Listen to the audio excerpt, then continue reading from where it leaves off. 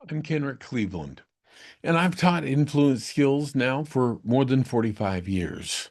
Been around the block and can share with you what works and what doesn't and help you to do better fast. And you, well, you're here to learn how to get better at influence and to see if there's something here that can really help you. As you listen closely, you may discover not just one or two things, but a whole bunch of things. So today I want to talk with you about what objections are. And you might think to yourself, Kenrick, come on. Anybody who's ever tried to talk anyone into doing anything has surely been told no, that they have to talk to their husband or their wife or their dog or their best friend or whatever. And, they can't afford it. They got to think about it. I mean, everybody knows what an objection is, right? But I'd like to dig a little bit deeper under the covers here so we can really figure out more about objections.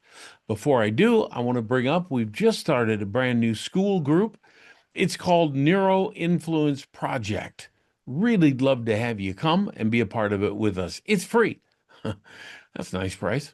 And when you're there, you're going to find all kinds of lessons in business, uses of persuasion and NLP and relationships and all kinds of things. We'll even be getting into negotiation, leadership, and selling. So really would love to have you come and be a part of it with us. All right, so objections. Typical little things, aren't they? They come up about the time you want to ask someone for their money or for, to move forward with you in some kind of a project. All right. So let's really think about what objections are. All right. First of all, let's say you're selling. Let's just start with that as a main area. Okay.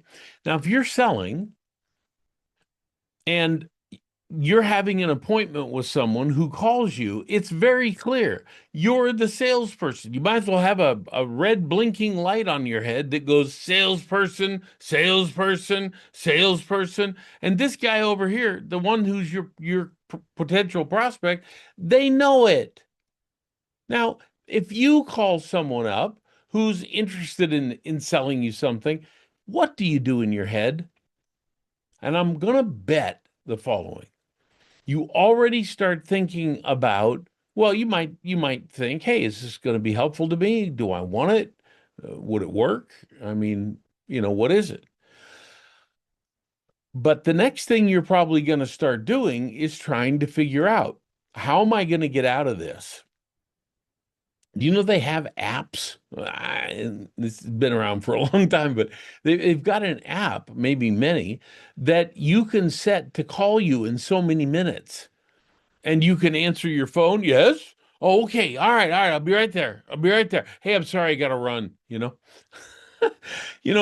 mean, people are doing the wildest things to get out of where they are. What happened to just being friendly, direct, honest? I can't tell you, but what I can say is that this is what people do. So it's human nature. And as such, if you're going to get better at influence, then you get better at understanding this. Now, a lot of salespeople, what do? Well, they use silly scripts. So I call them script kiddies because that's all they are for the most part. And by the way, let me be clear. I think scripts have a place. If you're brand new, you're learning, we want to get up to speed fast and start making some sales. Yeah, you could look at a script or at least, work with it a little bit. But when you're really going, you better know what you're talking about. You better not be looking at a script because it's going to show. You know it is. You feel silly using them. I know you do. I did when I first started. I felt terrible. I'm just memorizing a, 20-minute speech. Bullshit. Who wants that? Come on. So one of the first things I can tell you is to really connect with the person you're talking with. Really connect with them. Show them that you're real.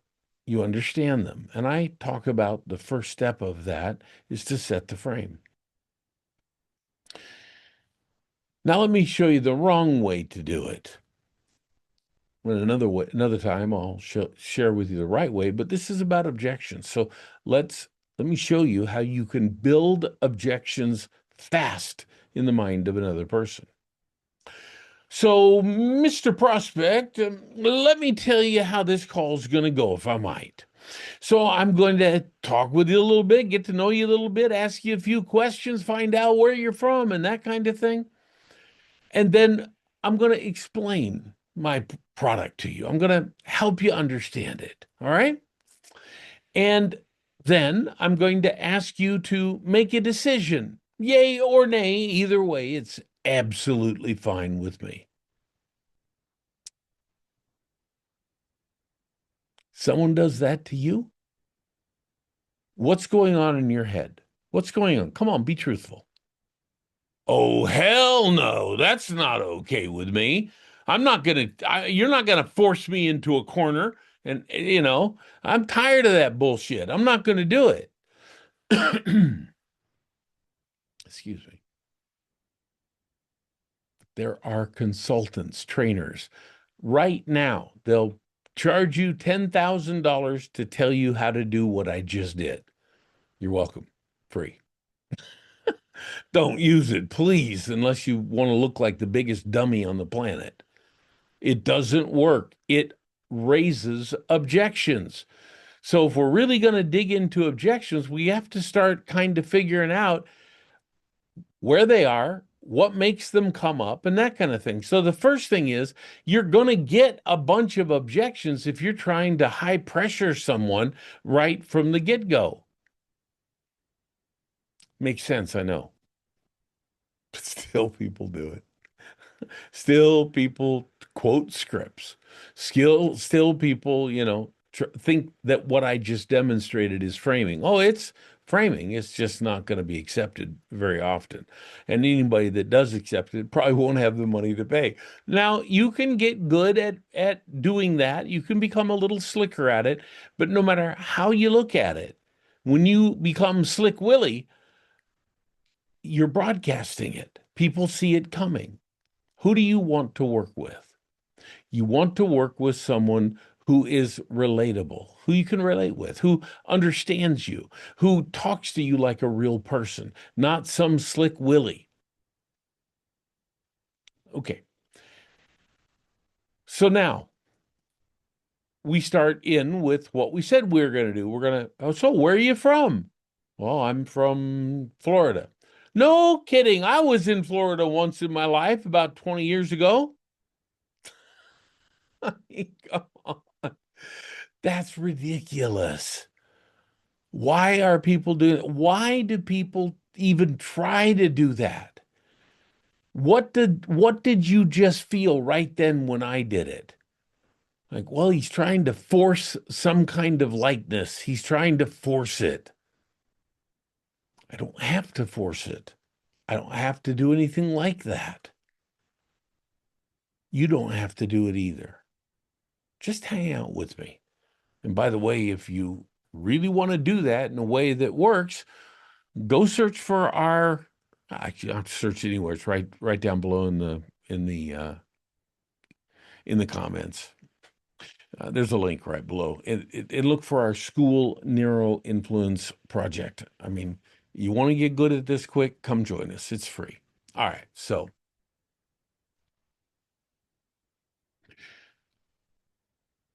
most people start right off and they're already building objections. I want you to learn how to be an influence architect. I want you to learn how to wield the power of framing. I want you to learn how to wield the power of eliciting leverage. I want you to learn to wield the power of identity so that when you're talking with someone, the last thing they're worried about is what you're trying to sell them. Now, still though, in the bigger context of things, look at the big context, okay? In that, you're the salesperson, they're the prospect. You're not going to bury that. In fact, you'd be better off to embrace it, but you're not going to bury it. And yet so many people are desperate to bury that. I have a friend who told me a story about a salesperson who called him up and did exactly what I just told you. Hey, I was in Florida once. And the guy's like, oh my God, would you get to the point? He was full up to here of objections that he wanted to use to just blow the guy off and get him out of there. All right. Let me show you a different way of seeing objections. Let's say that you have a relationship, and like all relationships, there's a few problems here or there. So, what I want you to imagine is that all you do is focus on the negativity. So, whatever your partner, has that's wrong, you just focus on it nonstop. You bring it up all the time, and they bring it up, your faults all the time, and that's all you think about. That's like an objection as well. You're objecting to the way they're treating you. They're objecting to the way you're treating them or talking to them or whatever. How long will the relationship last if you keep focusing there? And yet, salespeople, negotiators, all kinds of people in different walks of life will try to focus on the objections, thinking if they can just learn to overcome them, they can absolutely have a big paycheck each month. But it's so much more than that. It's so much more. It's not that. If you focus on your partner's faults all the time, will they eventually love you more and more and more? And the answer is no. When you focus on overcoming objections, you're leaving the biggest part untouched. I like to say it this way. If you're driving a car, you've got the big window in front of you and you've got the big window behind you. You have a little device that sits squarely at the top of the middle of your front windshield. It's called a mirror, a rear view mirror. Okay. And you should use it about what percentage of time? And to the left of you, you should have a driver's side rear view mirror that's on the outside of the car. And you probably have one on the right side of the car. Now, why? If you're going forward, do you need those mirrors? Well, you need to be aware of the traffic flow. You need to be aware of who's coming up on you, maybe very, very quickly. As you're aware of that, you can then course correct your own driving.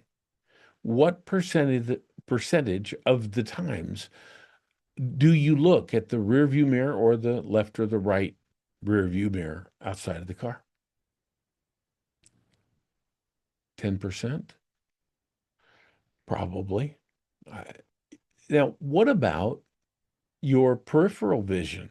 So if my rear view mirror was right up here, right, I could, with the top part of my peripheral vision, see that. And if I saw something coming fast or zigzagging, I'd be aware of it. It might catch my attention. Or I see something on the left or the right that looks wrong or irregular. My brain will signal me, hey, there's something probably wrong, and I'll try to take evasive action. So I've got not quite 360, but close, right? It's still not something I'm paying attention to, fully looking in the rearview mirror, big percentage of time.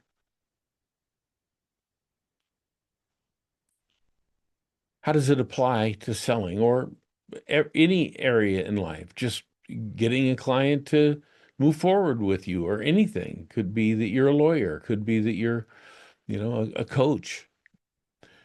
Well, if you think overcoming their objections is the right move, you've already lost the game. Now, I know that hurts. If you're a salesperson, you might be thinking to yourself, man, but we got to learn to overcome objections, much less than you think you do. Let me tell you that. So what do? Well, we focus on getting them sold. Now, I've talked about this before, but I wanted to come at it from the angle of you learning how to be a better persuader and not being all focused on the things that are only going to make things worse for you. If you put that time into actually learning how to convince people, your results are going to go through the ceiling. Do you need to spend some time on that? Yes.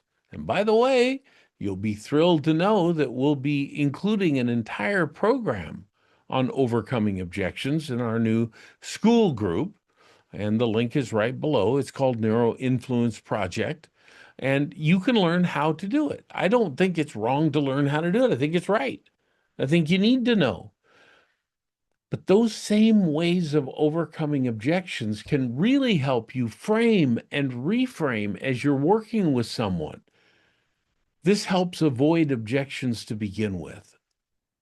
So, the best way that you can avoid having to spend a bunch of time on objections is first focus on what it means to get the person what they want, to help them to find what they're looking for, to focus on getting them convinced.